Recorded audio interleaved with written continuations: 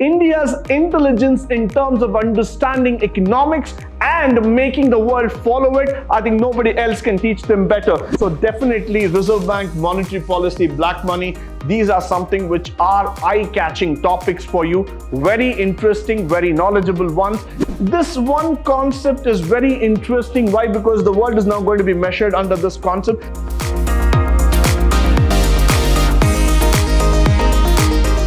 Good morning and welcome to the day 0 of pre-reforms of Indian economy B.Ca. first semester, where this is going to be the introduction to the syllabus and the modules. Let's just move further and let's talk about the agenda, what we have on the day 0. On the day 0, I'm going to get you introduced to the prerequisites of this particular course under the NEP program, followed by the learning outcome, the number of units that we have, the internals, which is of course a very crucial part of this game, followed by the exam pattern. So let me just go one by one, try to get you more familiarized with the entire syllabus. Starting with, what are the requisites? What is that is needed to study this course under the NEP program? The one simple thing that I would always request my students is the interest factor. Many of us want to learn many things in this world. We want to go back and tell to our parents, to society, to the friends that I have learned so many things. But that learning starts with interest. You need to show interest in each and every activity that you involve. So I would also request you to please develop that interest towards economics. It's a fantastic subject which is going to talk about what is happening around you. So please develop that interest, and we will also learn the development in economics. So this is a course which you are going to develop your career, your mindset, plus you're also going to learn academically about the economic development. Moving further, what is the learning outcome from this subject? And everybody has got wild expectations, really high expectations out of each and every course that you are studying. So let me just go through and make you understand the learning outcomes from this particular subject. Now, this is an open elective, and this subject is going to talk about the first thing, evolution of Indian economy. Probably this is a time period that we have to learn as India, how this country has been making progress right from the independence till 2022, how we are reshaping the world, how we are proudly trying to say ourselves as the world's 4th largest economy altogether. So we are going to trace the evolution of Indian economy, followed by identifying the structural features and constraints. Of course, for any country, there has been challenges. There has been a lot of barricades in terms of growth. India is no exception to it. But nevertheless, India has overcome all the challenges that have been thrown by the WTO, by the world organizations, by the Britishers, by everybody possible, but still India stands as a shining example of how an economy needs to grow. So definitely we are going to learn about this, and we're going to learn about the planning models and strategies adopted in India. Definitely this is a masterpiece I would like to talk about. Why? Because India's intelligence in terms of understanding economics and making the world follow it, I think nobody else can teach them better. And all of you know that economics originated within India by none other the great Chanakya himself, who wrote the book Arthashastra. So we are going to understand two factors here. One is Artha, the meaning, Shastra, the science behind economics. So definitely this subject is going to be very interesting. Followed by analyzing the sector specific problem contributions towards overall economic growth. Now we are going to do a little bit of analysis. When I use the word analysis, this is going to be more on the theoretical basis rather than the mathematical model. So definitely it's going to be interesting for you. Followed by the review of various policies adopted. At the end of the day, you are going to learn what has happened in terms of the policies development. So this is the learning outcome that we are going to go through in this particular subject. Followed by, let's go to the Unit 1, Chapter 1. Let's see what is there for us. The features of Indian economy, India as a developing economy, demographic features, Human Development Index. Let me just throw light here for a moment. This one concept is very interesting. Why? Because the world is now going to be measured under this concept. So definitely you need to study problems of poverty, which has already been there. This particular chapter is going to just make you go through what is that as a system, as a sector that we have been going through.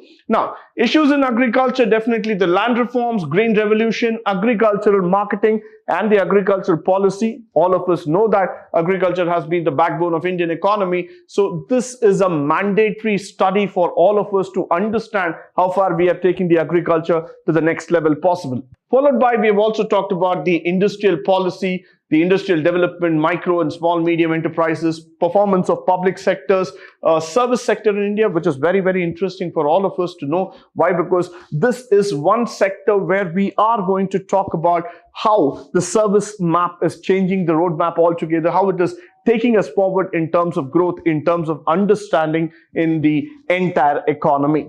Followed by the Unit 2, where we are going to talk about mixed economy, the Bombay Plan, Gandhian model, Nehru, Mahablanese model, all these kind of models which are going to set the tone back to the previous years, that is in the year of 1990, before 1991, whatever has happened. Probably this might sound to you a little bit of historical facts that we are talking about in economics, but nevertheless, this is needed to know as a student of economics how we have progressed ourselves from the olden era to that of the golden era altogether.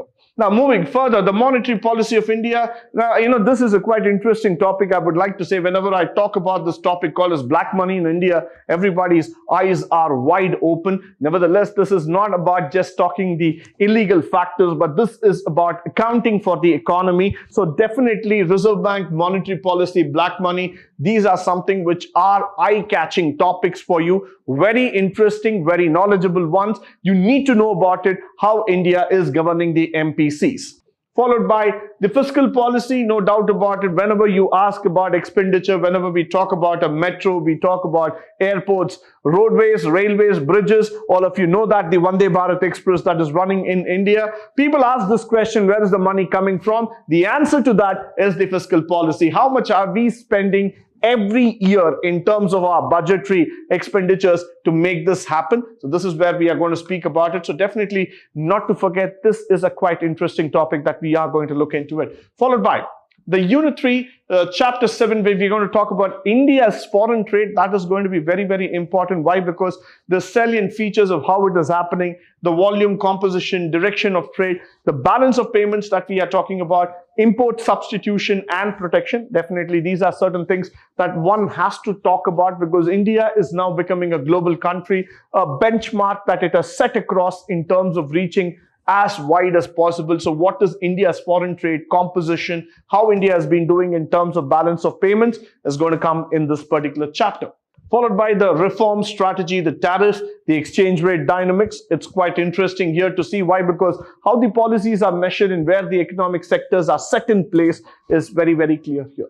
So this is what we are going to measure in terms of our economics. Followed by the Planning Commission, no doubt about it. This is a very, very interesting topic, how we have studied about the Planning Commission, the organization and functions all together. So this chapter still remains one of the most interesting chapters that we can ever talk about.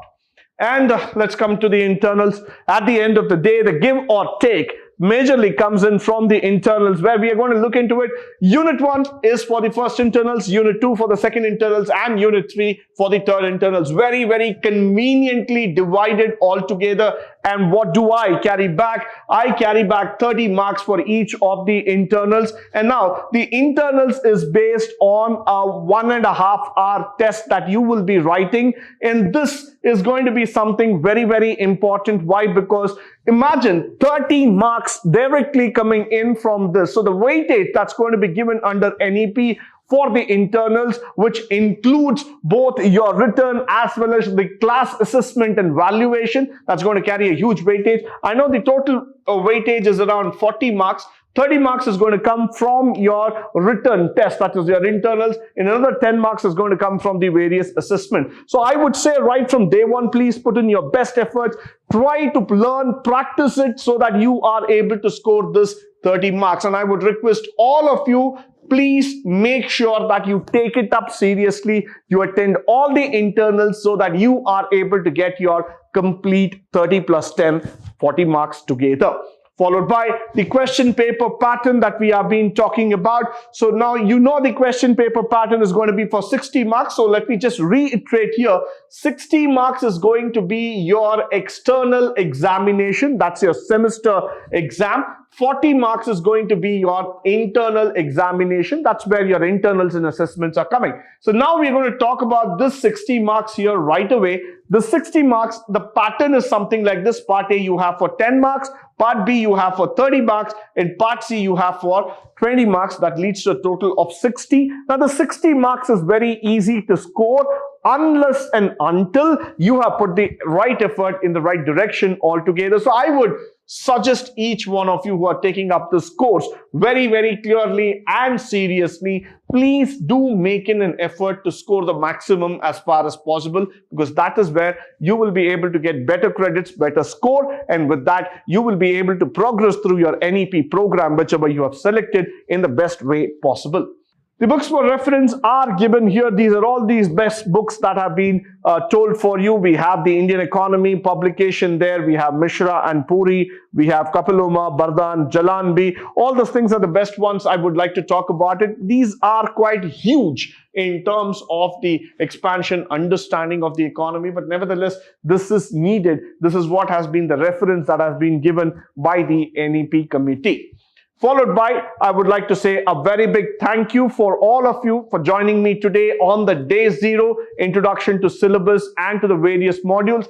In the upcoming sessions, we are going to learn about the various chapters and units in the pre-reforms of Indian economy. But until then, stay tuned, stay blessed, and stay enlightened forever. Thank you once again for joining me today on this wonderful session.